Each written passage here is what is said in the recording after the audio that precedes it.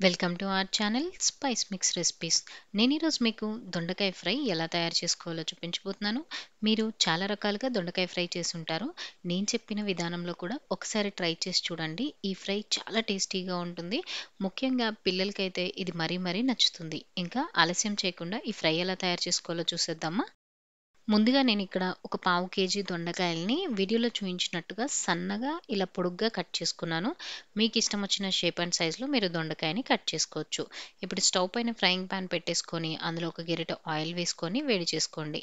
Oil వేడైన తర్వాత ఇందులో పోపు దినుసులు వేసుకోండి. ఆవాలు, జీలకర్ర, మినపప్పు, ఇంకా పచ్చిశనగపప్పు వేసుకొని వీటిని దోరగా వేయించుకోవాలి. ఇవి వేగిన తర్వాత మనం రెడీ చేసి పెట్టుకున్నాం కదా దొండకాయ ముక్కలు, అవి కూడా వేసేసుకొని ఇందులోకి ఒక 2 రెమ్మల వరకు కరివేపాకు కూడా వేసేసుకొని ఆయిల్‌లో 1, 2 నిమిషాల పాటు ఈ దొండకాయల్ని చక్కగా ఫ్రై చేసేసుకోండి.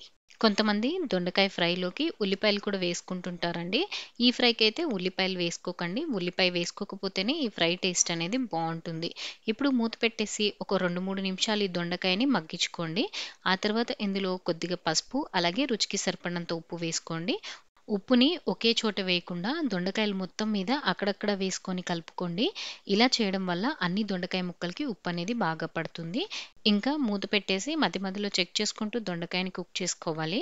ఈలోపు ఒక మిక్సీ జార్ తీసుకొని అందులోకి సన్నగా కట్ చేసి పెట్టుకున్న పచ్చి కొబ్బరి ఒక చిన్న కప్పంతా వేసుకోండి.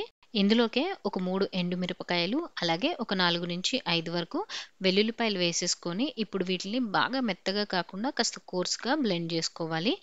ఇలా మిక్సీ పట్టుకుంటే సరిపోతుంది. ఇప్పుడు మనం ఇంకా దొండకాయని చెక్ చేసుకుందాము. దొండకాయ చక్కగా వేగిపోయిందండి. నేను టేస్ట్ కూడా చెక్ చేశాను. ఉప్పు కూడా పర్ఫెక్ట్‌గా సరిపోయింది. ఇంక మనం రెడీ చేసి పెట్టుకున్న కొబ్బరి పేస్ట్ ఉంది కదా! అది కూడా వేసేసుకొని ఒకసారి బాగా కలిపేసుకొని 2, 3 నిమిషాల పాటు అలాగే ఫ్రై చేసుకోవాలి. ఇక్కడ మీరు ఎండుమిర్చి ప్లేస్‌లో పచ్చిమిర్చి కూడా యూజ్ చేసుకోవచ్చండి. మీకు ఎండుమిర్చి వేసుకుంటే ఒక టేస్ట్ ఉంటుంది. పచ్చిమిర్చి వేసుకుంటే ఒక టేస్ట్ ఉంటుంది. కానీ కొబ్బరి వేసుకుంటే మాత్రం దొండకాయ ఫ్రై అనేది చాలా కమ్మగా ఉంటుంది. చివరిగా ఇందులోకి సన్నగా తరిగి పెట్టుకున్న కొత్తిమీర కూడా వేసి కలిపేసుకుంటే దొండకాయ ఫ్రై అనేది రెడీ అయిపోయింది. నేను చెప్పినట్టుగా దొండకాయ ఫ్రైని ట్రై చేసి మీ ఫ్రెండ్స్ అండ్ ఫ్యామిలీ మెంబర్స్‌తో టేస్ట్ చేయండి.